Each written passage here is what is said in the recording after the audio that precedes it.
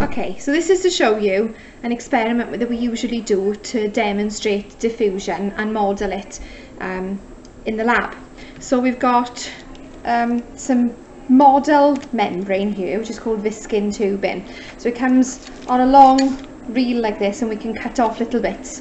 And this is going to represent the cell membrane. Okay, so I've got a little bit cut off, soaking in water to soften it. And it acts like a cell membrane because it's got tiny little pores in it.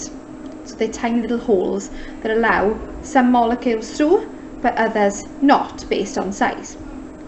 So we've got the Visking tubing. It's very difficult to do. We've got to open the one end because it's actually hollow. So I can open the one end.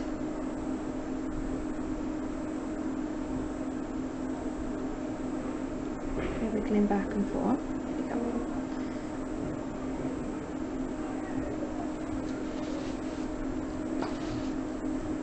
There we are. Very fiddly. There we go. So it's actually open now. You can see so it's actually open and able to be filled with some solutions. So the other end is not open. We're going to tie a knot in. The solution doesn't come out the other side, and then we're going to set up a little model cell by putting some cytoplasm in. So to act as some cytoplasm, I've got some glucose solution. So glucose is just sugar, so I'm going to fill my Visking tubing with some sugar solution to act as the cytoplasm of the cell. And then what we're going to do is we're going to leave this model cell for a few hours, and then we're going to test outside the Visking tubing to see if the glucose molecules are small enough to diffuse through the pores of the membrane, or if they're too big, so we can see if they're going to diffuse across or not. So I've got my glucose solution inside there now. Tie another knot in the other end, and we've made a little model cell.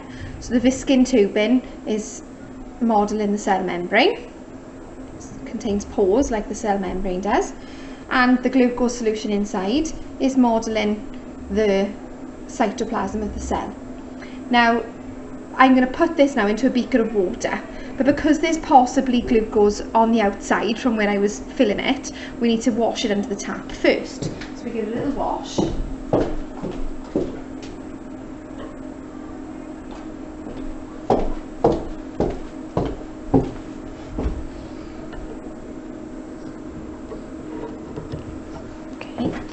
So there's no glucose now on the outside, it's been washed thoroughly in water. Then we're going to put it inside a beaker of water and leave it for a few hours. We'll then remove the Visking tubing, test this water to see if it has glucose inside. If it does, it proves to us that glucose molecules are small enough to diffuse through the pores of the membrane. Now, just to show you that there are pores in this and that molecules are able to leave, this is a Visking tube that I set up a few days ago, and it's just been left over on the side, and it's still tied quite tight, but you can see it's actually hollow. That was filled with glucose solution. The pores have allowed the water molecules to escape and evaporate into the air, so that's now empty. So that's just to show you that it is actually a membrane and allows things in and out. Okay.